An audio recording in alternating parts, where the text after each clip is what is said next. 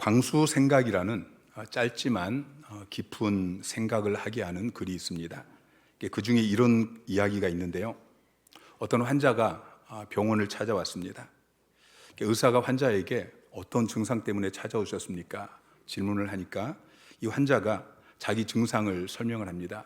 선생님, 제가 지금 증상이 좀 심각합니다. 제 손으로 머리를 찔러도 아프고 어깨를 찔러도 아프고 허리를 찔러도 다리를 찔러도 온몸이 손가락으로 찌르기만 하면 너무 아파서 견딜 수가 없습니다. 아파서 죽을 것 같습니다. 의사가 구석구석 환자를 진찰하고 나서 환자에게 이렇게 이야기합니다. 선생님은 손가락이 부러졌습니다.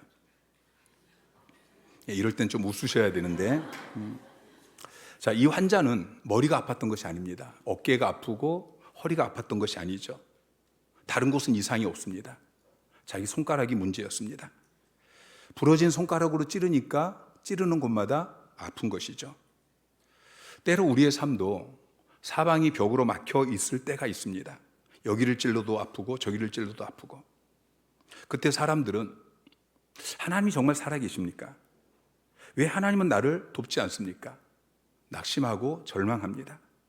하나님이 없다고, 하나님이 나를 버리셨다고, 하나님께서 내 삶을 간섭하지 않는다고 결론을 내립니다. 여러분, 그렇지 않습니다. 문제는 하나님께 있지 않습니다. 문제는 나에게 있는 것입니다. 우리가 신앙생활을 하다 보면 여러 가지 어려움이 찾아오죠. 여러분, 정말 심각한 위기는 외부에서 오는 것이 아닙니다. 내부에 있습니다. 영적인 침체입니다. 교회를 잘 다니다가 어느 날 갑자기 마음에 낙심이 생깁니다. 회의가 생깁니다. 영적인 무기력함에 빠지게 되어지고 좌절감이, 의기소침이, 우울증이 이런 것들이 찾아올 수 있습니다. 오늘 본문에서 우리는 이런 현상을 보게 되어지죠. 이스라엘 백성들이 하나님을 떠나서 끊임없이 죄를 짓습니다. 하나님을 섬긴다고 하면서 우상을 숭배하고 있습니다. 이 죄 때문에 북이스라엘은 이미 멸망당하였습니다. 남유다도 이제 바빌론에게 멸망당하고 그들은 포로로 끌려가게 되어질 것입니다. 이사야 선지자가 이 일을 예언하면서 그때 낙심한 이스라엘 백성들이 이렇게 말할 것이다 라고 이야기합니다. 27절에 야곱아 어찌하여 내가 말하며 이스라엘아 내가 이르기를 내 길은 여호와께 숨겨졌으며 내 송사는 내 하나님에게서 벗어난다 하느냐. 이스라엘 백성들이 내 길은 여호와께 숨겨졌습니다. 내 송사는 하나님에게서 벗어난다. 쉬운 성경은 이렇게 번역하고 있어요. 하나님께서는 나의 어려움을 모르고 계신다. 내 하나님께서는 나의 간절한 부르짖음을 무시하고 계신다.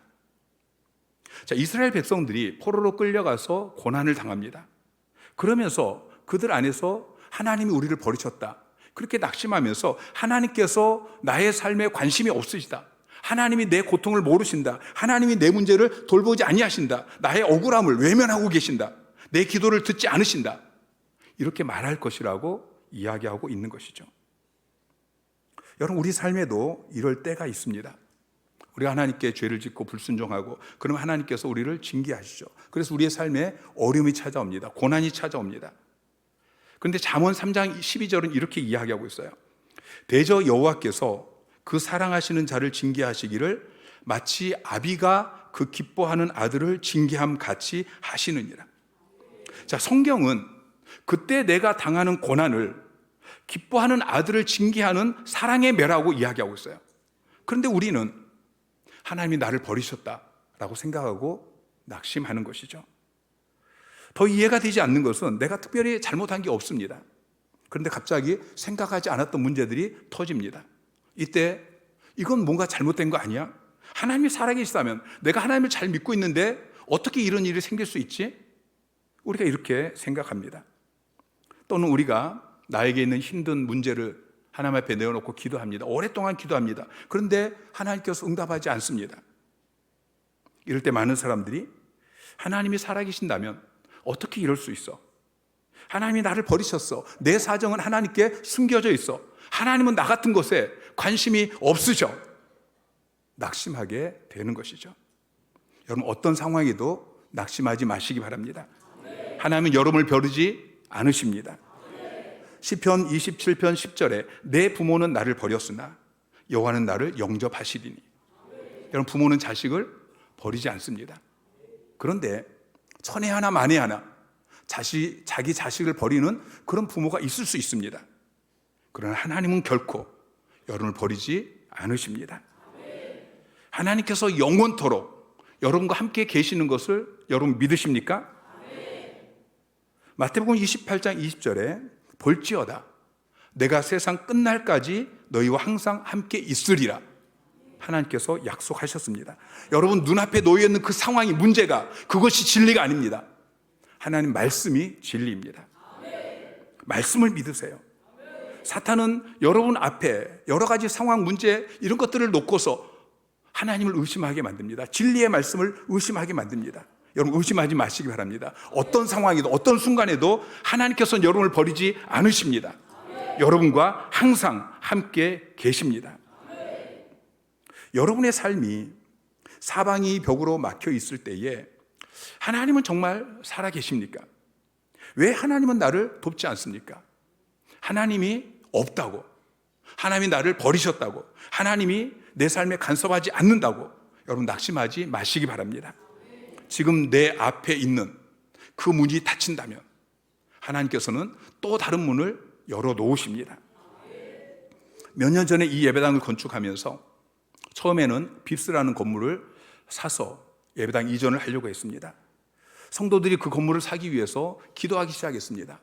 아침이면 출근하기 전에 먼저 그 건물에 가서 막 기도하고, 그런데 그 건물이 예배당으로 쓰기에 법적으로 문제가 있다는 것을 발견하게 되었습니다. 그 건물을 살 수 없게 되었습니다. 그러나 낙심하지 않았습니다. 왜냐하면 하나님이 어떤 분이신지 알기 때문에 하나님께서 더 좋은 곳을 주실 거야. 그래서 그때부터 건축하기 위해서 땅을 보러 다녔습니다. 빕스 건물이 있던 곳보다 더 좋은 땅을 발견했습니다. 그런데 막상 계약하려고 보니까 그 땅 주인이 여러 명인데 서로 조율이 안 되었는지 팔 수 없다라고 통보가 왔습니다. 낙심하지 않았습니다. 더 좋은 땅을 주실 거야. 더 좋은 땅을 발견했습니다. 그런데 또 막혔습니다. 그런데 결국은 이 땅을 주셨습니다. 가장 좋은 땅을 주셨습니다. 땅을 사려고 돌아다녀 보니까 좋은 땅들은 이미 2, 3년 전에 사람들이 사놓았습니다. 그리고 우리가 그 땅을 사려고 하니까 2, 3년 전에 그들이 샀던 가격보다 2배, 3배를 달라고 하는 거예요. 제 아내가 우리는 몇 년 전에 이 땅 안 사놓고 뭐 했을까? 제가 그랬죠. 우리가 그 땅 살 돈이 어디 있었어? 전도하고 선교하는데 다 쓰느라고 돈이 없었어요. 근데 우리는 못 사놨는데 하나님께서 10년 전에 다른 분을 통해서 이 땅을 사놓으셨어요. 우리에게 판 가격보다 더 비싸게 사놓으셨어요. 그리고 10년 동안 은행 대출 이자만 4억이 넘게 그렇게 우리 대신 꼬박꼬박 내주셨어요. 그리고 때가 되니까 예배당 지으라고 이 땅을 내어 놓으셨어요. 몇 년 동안 계속해서 사방이 막힌 것 같고 그래서 낙심할 수 있는데 하나님은 우리를 버리지 않으셨어요. 최선으로 돕고 계셨어요. 결국 처음 빕스 그 건물보다 몇 배 나은 이 예배당을 우리에게 허락해 주셨어요. 파스칼은 현대인이 불행한 이유가 잠잠히 하나님만 바라보는 시간과 여유를 갖지 않기 때문이라고 이야기했습니다. 잠잠히 하나님을 바라보는 시간과 여유를 갖지 않기 때문에 현대인이 불행한 것이다. 인간을 헬라어로 안드로포스라고 합니다. 여러분, 안드로포스라는 말은 위를 바라본다, 그런 의미예요. 여러분, 인간은 위를 바라보며 살아야 됩니다. 동물은 땅을 바라보며 살지만 인간은 땅을 바라보며 살면 망할 수밖에 없어요. 우리는 위를 바라봐야 됩니다. 하나님을 바라봐야 돼요. 여러분, 지금 지쳐 있습니까? 여러분, 무슨 일 때문에 지쳐 있습니까? 여러분을 지치게 만들고 여러분을 낙심하게 만드는 그 일이 무엇입니까? 여러분, 그 문제를 바라보는 그 눈을 돌려서 이제 하나님을 바라보시기 바랍니다. 자, 28절 말씀 시작. 너는 알지 못하였느냐? 듣지 못하였느냐? 영원하신 하나님 여호와 땅끝까지 창조하신 이는 피곤하지 않으시며 곤비하지 않으시며 명철이 한이 없으시며. 자, 너는 알지 못하느냐? 너는 듣지 못했느냐?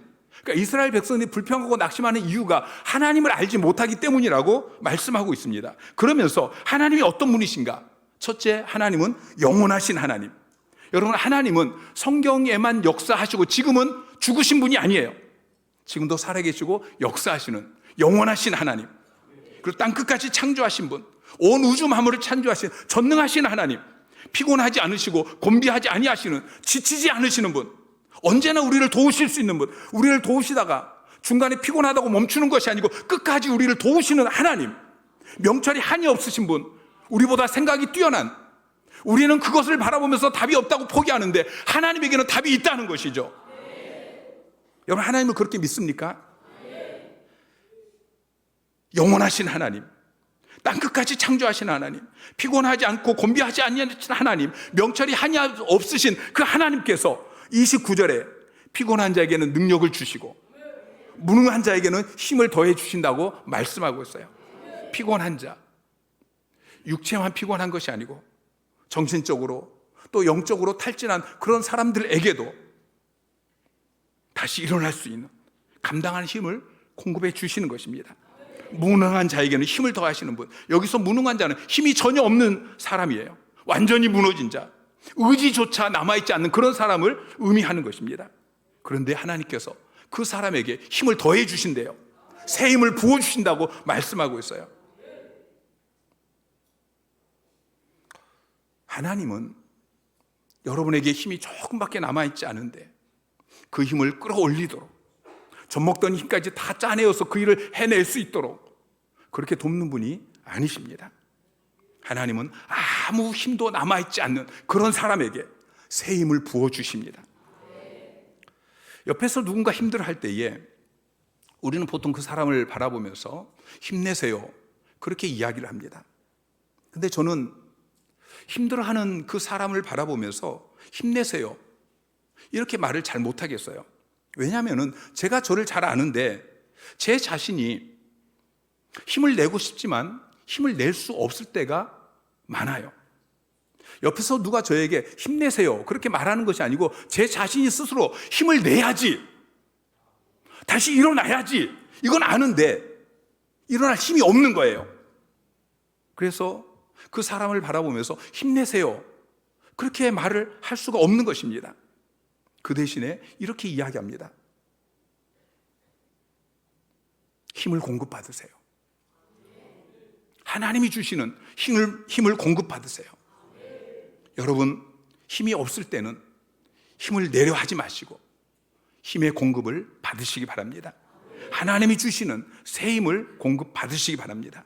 여러분, 우리의 진짜 문제는 힘이 없다는 거예요. 사람들은 현실이 너무 어렵다, 문제가 너무 복잡하다, 일이 너무 많다, 이렇게 말하는데 사실은 그 현실을, 그 문제를 감당할 수 있는 힘이 내게 없다는 것이죠. 이게 진짜 문제예요. 여러분, 왜 사람들이 질병에 걸립니까? 왜 감기에 걸리죠? 바이러스 때문에. 여러분, 어떤 의미에서는 맞지만 어떤 의미에서는 맞는 말이 아니에요. 왜냐하면은 여러분, 지금 이 공기 중에 바이러스가 수없이 있습니다. 감기 바이러스가 여러분 앞에도 있고요, 여러분 이미 마셔서 여러분 몸 안에 들어와 있을 수도 있어요. 근데 그 바이러스보다 내 몸의 체력이 더 강하면은 감기에 걸리지 않습니다. 그 바이러스를 이길 힘이 없어서 병에 걸리는 것이죠. 여러분, 왜 암에 걸리죠? 우리 몸에는 항상 수만 개의 암세포가 이미 존재하고 있습니다. 그런데 그 암세포를 이길 수 있는 면역력이 있으면 괜찮습니다. 면역력이 떨어지니까 암에 걸리는 것이죠. 마찬가지로 내 사업에 문제가 생겨서 실패하는 것이 아닙니다. 그 문제를 해결할 수 있는 능력이 없어서 실패하는 것이죠. 죄를 이길 힘이 없기 때문에 죄악의 수렁텅이에 빠져서 허우적거리는 것입니다. 여러분, 문제가 아니고 내가 문제인 거예요. 문제가 아니고 그 문제를 해결할 수 있는 힘이 없는, 그것이 문제인 것이죠. 문제를 해결할 수 있는 힘이 있다면 더 이상 문제가 아닌 것입니다. 여러분, 그렇다면 우리 인생에 일어나는 그 모든 문제를 능히 이길 수 있는 힘이 무엇입니까? 영국의 철학자였던 버트란트 러셀은 힘이라는 책에서 세 종류의 힘을 이야기했습니다. 첫째는 물리적인 힘입니다. 주먹의 힘, 총칼의 힘. 두 번째는 경제적인 힘입니다. 돈의 힘이죠. 세 번째는 영향력의 힘이라고 이야기했어요. 지식과 지혜의 힘, 양심의 힘, 도덕의 힘, 또는 사랑의 힘, 이런 힘들입니다. 근데 인간의 힘은 그 어떤 것이든지 제한적입니다. 30절에 이렇게 이야기하고 있어요. 소년이라도 피곤하며 곤비하며 장정이라도 넘어지며 쓰러지되. 여러분, 누구에게 힘이 있습니까? 소년에게는 지치지 않을 것 같은 힘이 있습니다. 여러분, 장정은 가장 힘이 있을 때 아닙니까? 그런데 그들의 힘도 제한적이라고 말하고 있어요. 여러분, 그와는 다른 힘이 있습니다. 러셀이 알지 못했던 그 힘, 그것은 영적인 힘입니다. 하나님이 주시는 힘인 것이죠. 바울은 고백해요. 내게 능력 주시는 자 안에서 내가 모든 것을 할 수 있느니라. 여러분도 이렇게 고백하는 삶을 살게 되시기를 주님의 이름으로 축원합니다. 자, 31절은 하나님이 주시는 새 힘을 얻은 사람의 모습을 독수리가 하늘을 나는 모습으로 묘사하고 있어요. 자, 31절 말씀 함께 읽겠습니다. 시작. 오직 여호와를 앙망하는 자는 새 힘을 얻으리니 독수리가 날개치며 올라감 같을 것이요 다른 박질하여도 곤비하지 아니하겠고 걸어가도 피곤하지 아니하리로다. 독수리는 새 중에 왕입니다. 여러분, 하늘 높이 날아오르는 독수리의 모습을 보신 적이 있으신가요? 하나님께서는 하나님을 앙망하는 자에게 독수리가 하늘 높이 날아오르는 그런 넘치는 힘을, 승리하는 힘을 공급해 주시겠다고 약속하십니다. 사람들은 이 성경 구절을 오해할 수 있습니다. 독수리가 자기 큰 날개를 날갯짓해서 창공을 비상하는 것으로 그렇게 오해해서 하나님, 저에게도 독수리처럼 잘 날 수 있는 큰 날개를 주세요. 내가 힘 있는 사람이 되게 해주세요. 내게 능력을 주세요. 이렇게 기도할 수 있는데 이것은 잘못된 생각입니다. 독수리가 날개치며라고 우리 성경이 번역하고 있는데 원어에는 치며라는 단어가 없습니다. 그냥 날개입니다. 원어의 의미는 날개. 영어 성경은 날개로 그렇게 번역하고 있습니다. 여러분, 행글라이더 아시죠? 행글라이더는 자체 동력이 없습니다. 행글라이더는 날갯짓 하지 않습니다. 그냥 바람을 타고 날아오르는 것입니다. 독수리도 그냥 날개를 쫙 펴고 행글라이더처럼 그렇게 바람을 타고 올라갑니다. 하나님을 앙망하는 자는 하나님의 은혜가 그 위에 머물게 되어지고 영적인 행글라이딩을 하게 되는 것입니다. 참새는 날아갈 때 날개를 파닥파닥 하면서 납니다. 여러분, 얼마나 피곤하겠습니까? 그런데 독수리는 자기의 날개를 휘저으면서 그렇게 날아오르는 새가 아닙니다. 사실 독수리는 날개에는 열악한 신체 구조를 가지고 있습니다. 활짝 펴면은 2m가 넘는 그 육중한 날개는 오히려 날갯짓을 하는데 장애가 되어집니다. 여러분, 그리스도인들은 자기 힘으로 날갯짓 하는 것이 오히려 방해가 된다는 것을 깨달아야 됩니다. 독수리는 자기 날갯짓 대신에 공기의 흐름을 타고 하늘을 날아오르는 방법을 사용합니다. 태양열이 땅에 비치면 땅이 따뜻해서 그 따뜻한 공기가 위로 올라가려는 그런 성질이 있죠. 그러면서 그 과정 속에서 상승 온난 기류가 발생하게 되어집니다. 그럼 독수리는 날개를 펴고 그 기류에 자기 몸을 그냥 맡기는 것입니다. 그래서 높이 날아오르게 되어지는 것이죠. 독수리가 자기 날개를 이용해서 높이 날아오르는 것이 사실이지만, 그러나 우리 성경이 기록한 것처럼 자기 날갯짓으로, 자기 몸부림으로 그렇게 날아 올라가는 것이 아니고 상승 온난 기류를 만날 때에 자기 날개를 펴서 그 기류를 타고 하늘로 비상하는 것입니다. 그러니까 날개가 초점이 아니고 기류가 초점입니다. 하나님이 공급해 주시는 새 힘, 이것이 초점인 것이죠. 오늘날 많은 그리스도인들이 자기 몸부림으로 날아오르려고 그렇게 몸부림치는 것을 보면서 안타까울 때가 참 많습니다. 그들의 모습은 참새의 모습과 같습니다. 겉으로 보기에 참새는 독수리와 달리 날개에 적합한 그런 신체 구조를 가지고 있습니다. 가벼운 몸통을 가지고 있고 또 날갯짓하기에 적당한 아담한 날개를 가지고 있습니다. 그래서 참새는 자기의 그 날기 좋은 그 신체 조건을 가지고서 날개 파닥파닥 하면서 잘 날아다닙니다. 그러니까 결과적으로 볼 때에 여러분, 참새가 높이 날아오릅니까? 독수리가 높이 날아오릅니까? 거기다가 참새처럼 자기 날갯짓으로 살아가는 존재는 금방 지칠 수밖에 없는 것입니다. 소년이라도 피곤하며 곤비하며 장정이라도 넘어지며 쓰러질 수밖에 없는 것입니다. 여러분, 어린아이들이 지치는 것을 보았습니까? 어린아이들은 하루 종일 뛰어다녀도 지치지 않습니다. 그런데 그런 소년도 피곤하고 곤비하고 장정도 넘어지고 자빠질 수밖에 없다라고 말씀하고 있습니다. 자기 스스로 무언가 이루어 보려고 몸부림치는 그런 신앙생활은 결국 지칠 수밖에 없는 것입니다.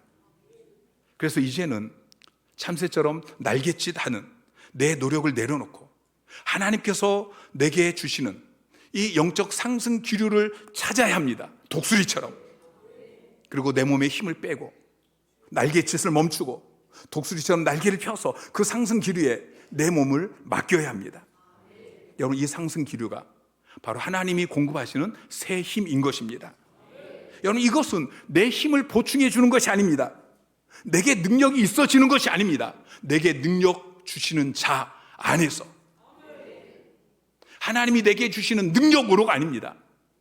내게 능력 주신 자 안에서 그분이 주시는 새 힘에 내 몸을 맡기고 우리가 모든 것을 할 수 있게 되는 것이죠. 그럼 어떤 사람에게 이 새 힘을 주십니까? 31절 말씀 다시 함께 읽습니다. 시작. 오직 여호와를 앙망하는 자는 새 힘을 얻으리니 독수리가 날개치며 올라감 같을 것이요 다른 박질하여도 곤비하지 아니하겠고 걸어가도 피곤하지 아니하리로다. 여호와를 앙망하는 자가 새 힘을 얻는다라고 말씀하고 있어요. 여기서 여호와를 앙망한다는 말은 어떤 상황에도 주님을 믿고 그분을 기대하면서 그분을 바라본다는 거예요. 마치 새끼새가 어미새를 향하여서 먹이를 기다리면서 입을 크게 벌리고 그 어미새를 바라보는, 먹이 하나 받아 먹기 위해서 입이 찢어지라고 그렇게 벌리면서 오직 어미새만 바라보는 그 눈, 이게 바로 앙망이에요. 앙망한다는 것은 오직 하나님의 도우심만 바라보며 예배자의 자리에, 기도자의 자리에 매달리는 것입니다. 때로는 예배가 안 될 때가 있어요. 예배하러 나와서 앉아있지만 찬양을 불러도 찬양의 임재가 없고 말씀을 들어도 예배 가운데 예배가 안 될 때가 있어요. 기도하려고 앉아있는데 기도가 안 될 때가 있어요. 답답할 때가 있어요. 여러분, 그때도 하나님만 바라보세요. 하나님만 앙망하세요. 그러면 하나님께서 새 힘을 공급해 주십니다. 그 새 힘을 얻을 때에 우리는 독수리가 날개치며 올라감 같고 다른 박제라도 곤비하지 아니하고 걸어가도 피곤하지 않게 되는 것입니다. 사랑하는 성도 여러분, 피곤하십니까? 여러분 삶 속에 부족한 것이 있습니까? 문제가 있습니까? 힘의 근원이신 하나님께 나아가십시오. 예배자로 나아오십시오. 기도자로 나아오십시오. 비록 소년이라도 피곤하고 곤비하고 장정이라도 넘어지고 자빠지지만 그러나 여호와를 앙망하는 자는, 그렇게 하나님을 바라보는 자는 새 힘을 공급받게 되는 것입니다. 그러면 결코 지치거나 낭망하지 않게 됩니다. 오히려 하나님이 공급하시는 그 새 힘으로 독수리처럼 날아오르게 되는 것이죠. 하나님 우리에게 약속하십니다. 시편 50편 15절 말씀에 환난 날에 나를 부르라. 내가 너를 건지리니 내가 나를 영화롭게 하리라. 환난 날에 하나님을 부르며 기도하면 하나님께서 응답해 주시겠다고 약속하고 계십니다. 힘들고 어려울 때에 낙심하지 마시고 하나님을 앙망하세요. 기도하는 자리에 나오세요. 새벽 기도로 나오시고 금요 기도로 나오시고 밤마다 나와서 그렇게 하나님을 앙망하며 기도하시기 바랍니다. 히스기야 왕이 병들어서 죽게 되었습니다. 그때 히스기야가 얼굴을 벽으로 향하고 하나님을 향하여서 기도합니다. 그때 히스기야가 기도하는 모습을 이사야서 38장 14절은 이렇게 묘사하고 있어요. 나는 제비같이 핫같이 지적이며 비둘기같이 슬피 울며 내 눈이 쇠하도록 앙망하나이다. 내 눈이 쇠하도록 앙망하나이다. 자, 하나님께서 히스기야 왕에게 선지자를 보냅니다. 너는 이제 죽는다. 죽을 준비해라. 여러분 얼마나 답답하겠습니까? 그런데 그 상황 속에서 히스기야가 하나님을 앙망합니다. 그러자 하나님께서 그 기도를 들으시고 그의 생명을 15년을 연장시켜 주십니다. 여러분 하나님을 앙망하는 자는 하나님께서 도와주십니다. 기적을 베풀어 주십니다. 여러분 기적을 믿으십니까? 여러분의 삶 가운데 기적이 일어나기를 주님의 이름으로 축원합니다. 여러분의 삶 가운데 기적이 날마다 일어나게 되기를 주님의 이름으로 축원합니다. 어떤 사람이 이런 기적을 경험하게 되어집니까? 어떤 사람이 하나님의 도우심을 경험하게 되어집니까? 어떤 사람이 독수리 날개침에 올라감 같은 새 힘을 얻게 되어집니까? 오직 여호와를 앙망하는 자인 것이죠.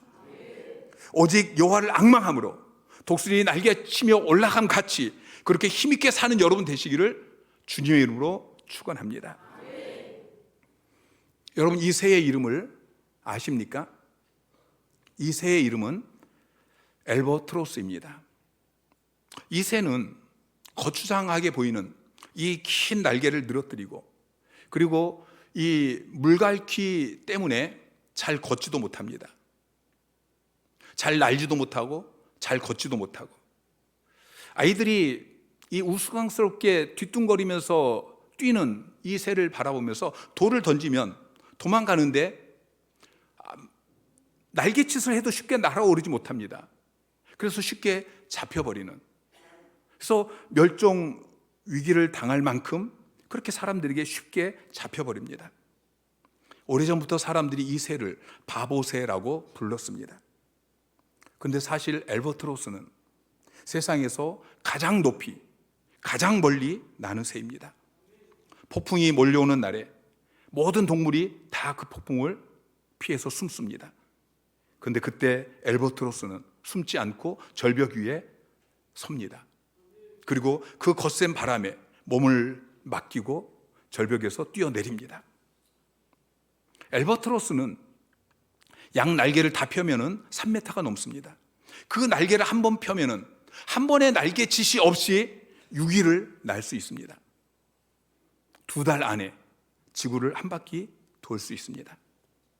한 번도 쉬지 않고 그 먼 거리를 날 수 있는 이유는 자기의 힘이 아니라 바람의 힘으로 비행하기 때문인 것이죠. 어쩌면 저와 여러분의 모습이 이 엘버트로스처럼 우스꽝스럽고 연약해 보일 수 있습니다. 바보새처럼 그렇게 보일 수 있습니다. 그러나 하나님 앞에 나아가면, 하나님을 앙망하면 하나님께서 반드시 바람을 주실 것입니다. 그 바람에 여러분의 몸을 맡기고 세상에서 가장 높이 가장 멀리 날아가는 여러분 되시기를 주님의 이름으로 축원합니다. 예배의 자리에서 기다리십시오. 때로는 예배가 잘 안 되어져도 기다리십시오. 기도의 자리에서 기다리십시오. 답답하고 기도가 안 될 때에도 기다리시기 바랍니다. 하나님께서 바람을, 기류를, 영적 상승 기류를, 새 힘을 여러분에게 부어주실 때까지 기다리십시오. 그렇게 기다리면, 앙망하면, 내 눈이 쇠하도록 그렇게 하나님을 앙망하면 하나님께서 반드시 새 힘을 주실 것입니다. 그 바람을 타고 날아오르는 여러분이 되시기를 주님의 이름으로 축원합니다.